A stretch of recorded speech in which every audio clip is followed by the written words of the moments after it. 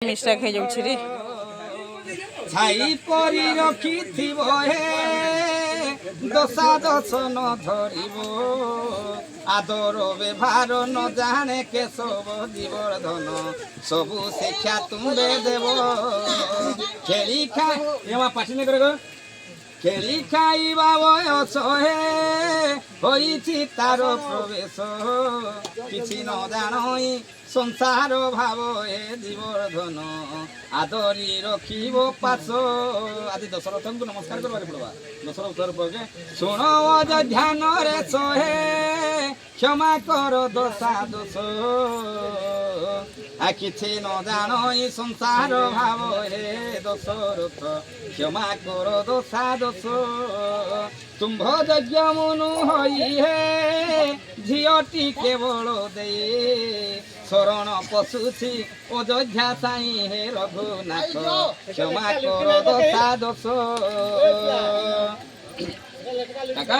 विवाह व्यवस्था राम समर्पण कथा शुण सुजन दे मन बथा जमंत प्रकार विधि विधान सूर्य जन मानसा ध्यान शुण सत्य जुग निष्पत्ति होइला त्रेतया जुग आसी पहुँचला दानव मान होइले प्रबल देवता मानकु होइले काल दानवंक धाड़ी सही न पारि निराकार आगे कले गुहारी देवता मानकु मेलानी देले विष्णु मंचे जात हेब बोइले ऋष शृंग चरु भखिले पुणी कौशल्या गर्भजात श्री रघुमुनि किछि दिन पितापुरे रहिले विश्वामित्र संगे वनकु गले तार प्रिया श्री प्राण माइले सिद्ध वन रे जाग रक्षा कले ओहल्या मुकत श्री राम कले वर्णमाला दई शिक्षा बरिले श्रीराम बोइले सुन राजन विवाह होइबा कुत उछन मन पिता न जानिले विवाह नु होई दूत बर के घेने आस जाई यह सुनी राजा तो सोहिले सत्यानंद मंत्री के डकाइले सकल कथा बुझाई कहिले बोइले भदव आहे नुपुराण झियो देई आंभे पसिलु शरण झियो देई आंभे पसिलु शरण दश अपराध क्षमा करिब सुमंत बाबू आदि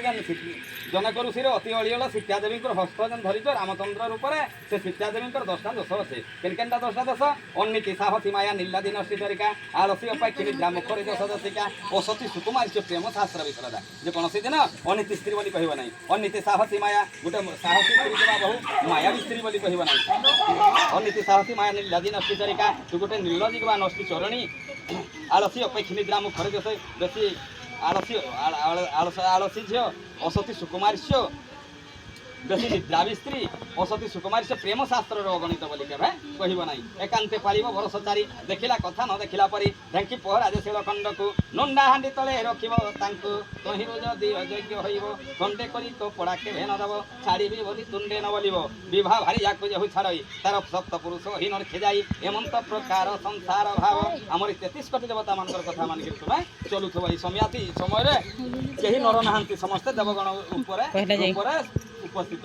तो सूर्य वंश रे भाग्य करिथिल लक्ष्मी समान रे बहु पाइल सासु ननदंक सहिबोली काहारे सहिते नहिब कोली घरे यज्ञ हेले बाहरे भलो ए कथा को केहू नहंती तुल्य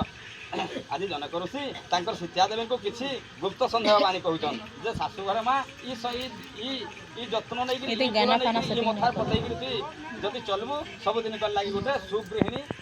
सबु जगार सबु ग्रह नारी सुगृहिणी होकर चली पारवा सुण मोहर दुहिता गो मने रखिबु मो कथा सबु बेले मथा नुआई चालिबु लो झियो मोहरी न कहिबु कटु कथा सासु ससुर चरण गो बंधु थिबु अनुक्षण सेवा करिबु तांको मन जानिल झियो मोहरी देबु सुमिष्ट भोजन समस्तंकु भुंजाइबु गो परे तू भुंजी बसिबु काहारी मनरे कष्ट न देबु लो झियो मोहरी प्रति वाक्य मानिथिबु आ समस्त आगरु पुण गो तेजा करिबु शयन घर खरकिबु प्राप्त हरु जान झियो मोहरी रांधिबु सुमिष्ट अन्न आ समस्ते शोइबा परे गो उठी बिछଣା उपर पाद मंचालन करिबु स्वामीर लो झियो मोहरी तापरे शयन तोर किस कही बुझाई गो सबू तो जान बैदेही ईश्वर मंगल करंतु तुमरी झियो मोहरी गीते कमल कही ए पति पत्नी सर्वदे मंगल प्रभु शिर रखंतु विषमता नेत्र रखंतु जिह्वा रखंतु सरस्वती स्नेहा सुमंत ई आमर जतकी कथा जहाँ कहलु सब मन रखिक सुगृहिणी होकर गोटे कूल नामित होकर चलब ये पति पत्नी सर्वदे मंगल प्रभु सर्वाष्ट शांति धन जनक बल लक्ष्मी परिपूर्ण कर नर गुरुदेव गुटे गाड़ी मंदिर रखु लाखे वर्ष प्रमाय करंतु ओम धन जनक बल लक्ष्मी परिपूर्ण कर चला पथर पुष्प वृष्टि करंतु पुत्र दुहिता सर्वमासम पदार्शनम आसनम ग्रहण मासन पदार्शनम श्री कृष्णाय गोविंदाय गोविंद वल्लभाय बोल अंदे कवार हरि बोल हरि जत्या पिता जीवा